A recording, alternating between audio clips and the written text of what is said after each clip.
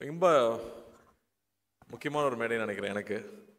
ஏன்னா நான் அங்கே போய் நிறைய அன்பு எனக்கு கிடைச்சிருக்கு. அந்த அன்பெல்லாம் திருப்பி கொடுக்குறதுக்கான சந்தர்ப்பமே கிடைக்கல. இதுதான் திருப்பி கொடுக்குறதுக்கான சந்தர்ப்பமாக நான் நினைக்கிறேன். ஸோ ஃபஸ்ட்டு நம்ம வந்து படத்தை பற்றி சொல்லலாம். எனக்கு தெரியாத விஷயம் இங்கே வந்ததுக்கப்புறமா சே தான் சொன்னாப்புல, ஒரு ட்ரூ ஸ்டோரி 2018 நடந்த ஒரு ஸ்டோரின்னு சொன்னாப்புல. அது ரொம்ப இன்ட்ரெஸ்டிங்காக இருந்துச்சு.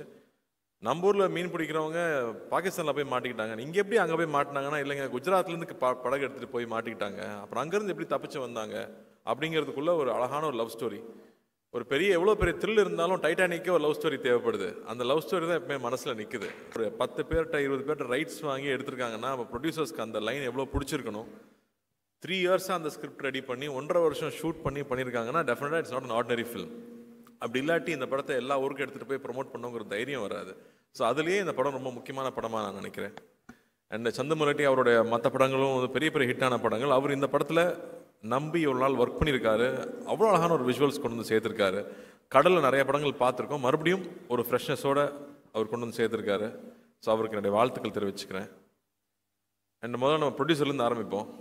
அல்லு அர்ஜுன் சார் வந்து என்ன சார் பீஷ்மர்னு சொல்லலாமா, தொடர்ந்து அதே பேஷனோடு இருக்கிறது. ஏன்னா பேஷன் மட்டும் இருந்தால் காசு சம்பாதிக்க முடியாது. பிஸ்னஸ் மேனாகவும் இருக்கணும், பேஷனும் இருக்கணும். அப்போ தான் திரும்ப திரும்ப நல்ல படங்களை அவர் சொல்கிறார் இல்லையா, தேவி பார்த்து இத்தனை வருஷமாக எப்படா இட்டு கொடுக்குறேன். அப்போ நீங்கள் எப்படி சார் இத்தனை வருஷமாக இட்டு கொடுக்குறீங்க? அதுவும் வேறு வேறு ஆட்கள் கூட சேர்ந்து வேறு வேறு கொலாபரேஷனில் வந்து அவர் ஹிந்தியில் படம் பண்ணியிருக்காரு, எல்லா லாங்குவேஜ்லையும் படம் பண்ணியிருக்காரு. நம்ம ஊரில் மெட்ராஸ்லேருந்து படிச்சுட்டு போனவர் தான். பட் அவருடைய எந்தூசியாசம் வந்து நாங்கள் ரொம்ப ஆச்சரியப்பட்டிருக்கோம். நம்ம தமிழ் படங்கள் எடுத்துகிட்டு போய் எங்கள் ப்ரொமோட் பண்ண போகும்போதெல்லாம் அல்லு அர்ஜுன் அங்கிள் வந்து அவ்வளோ சப்போர்ட் பண்ணுவார், அவ்வளோ அட்வைஸ் பண்ணுவார், இப்படி ப்ரொமோட் பண்ணுங்கன்னு சொல்லுவார். ஸோ வந்து ஒரு படம்னா ஒரு ப்ரொடியூசர்னால் எப்படி இருக்கணும், அந்த படத்தை எவ்வளோ லவ் பண்ணணும், அந்த படத்தை எப்படி கொண்டு போய் சேர்க்கணும், ஆர்டிஸ்ட் எப்படி பார்த்துக்கணும், அந்த படம் ப்ரொமோட் பண்ணும்போதும் சரி, தியேட்டரில் வந்து சேர வரைக்கும் அது சொல்கிறார் இல்லையா. இப்போ நாங்கள் எதுக்கு இங்கே வந்திருக்கோன்னா, நாங்கள் ஒரு பெரிய உழைப்பு போட்டிருக்கோம், அந்த உழைப்பை உங்ககிட்ட சொல்கிறக்காக தான் வந்திருக்கோன்னு அந்த ஒரு படத்தை பற்றி எடுத்து வைக்கிறதுலேருந்து அவ்வளோ விஷயம் இருக்குது அவர்கிட்ட கற்றுக்கிறதுக்கு. So we are so happy. அவர் எனக்கு தெரியுங்கிறதே எனக்கு ரொம்ப சந்தோஷப்படுறேன். வாழ்த்துக்கள். And Sai, you very very special Sai. I think the way you pour life into every role that you pick up, you know, ஒவ்வொரு ரோலில் அது வந்து ஒரு பையனை காதலிக்கிறதுனா அப்படியே கொட்டி தீத்துறது அந்த லவ்வை. அதனாலே பசங்களாம் பைத்தியம் முடிச்சு அலையிறானுங்க. டான்ஸ் சொல்லவே வேண்டாம். அண்ட் ஒரு பெயினாக இருக்கலாம், தன்னோட வயசுக்கு மீறின ஒரு அனுபவமாக இருக்கலாம். I don't know how you understand. நான் படம் பார்த்து உங்ககிட்ட பேசினேன் அமரனில் கூட. The way you give life to, you know, ஒரு மலர் டீச்சராக வந்தாலும் சரி, இல்லை இந்துவாக வந்தாலும் சரி, you definitely give so much to the film. So thank you. தாத்தாலேருந்து நமக்கு தெரியும். ஆக்சுவலி நாகேஸ்வர சாருக்கு வந்து இங்கே ஒரு ஃபங்க்ஷன் நடத்தும் போது நீங்கள் நாகேஸ்வரராவ் மறந்துருப்பீங்க, ஆனால் தேவதாஸை மறந்துருக்க மாட்டீங்கன்னு சொன்னார். ஸோ நமக்கு தேவதாஸ்னா ஃபஸ்ட்டு லவர் பாயாக அவர் இருந்திருக்காரு. அதுக்கப்புறம் நாக் சார் நம்ம சொல்ல வேணாம். நாகார்ஜுன சார் வந்து ஒரு கல்ட் ஸ்டேட்டஸ் இருக்குது அவருக்கு. இதயத்தை திருடாது பண்ணதுக்கப்புறமா அதே மாதிரி ட்ரெஸ் பண்ணிக்கிறது, அதே மாதிரி ஓடுறது. ஆனால் அந்த ஸ்டைல் நமக்கு வராது, அந்த மாதிரி நமக்கு வந்து சாமிங்காக பேச தெரியாது. நான் நாகார்ஜுன சார் கூட ஒர்க் பண்ணேன் தெலுங்குல போய். அவங்க ஸ்டுடியோவில் தான் ஷூட்டிங் நடந்துச்சு.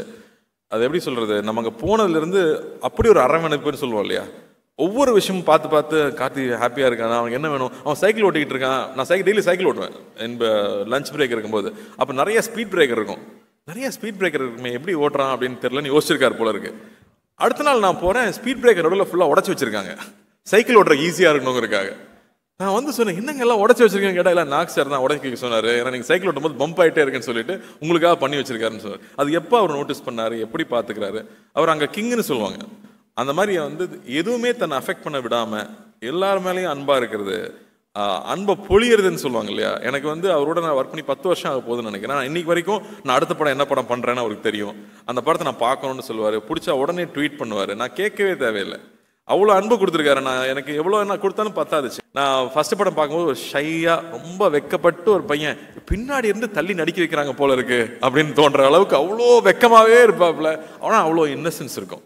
அந்த இன்னசென்ஸ் தான் பொண்ணுங்களுக்கு பிடிச்சி போயிருது. தாத்தாவையும் பொண்ணுங்களுக்கு பிடிச்சது, அப்பாவையும் பொண்ணுங்களுக்கு பிடிச்சது, உங்களையும் பொண்ணுங்களுக்கு பிடிக்குது. அவ்வளோ அழகான ஒரு இன்னசென்ஸ் எப்பவுமே இருக்கும். அண்ட் கொஞ்சம் கொஞ்சமாக நான் பார்க்கும்போது ஃபிசிக் மாத்திராப்புல.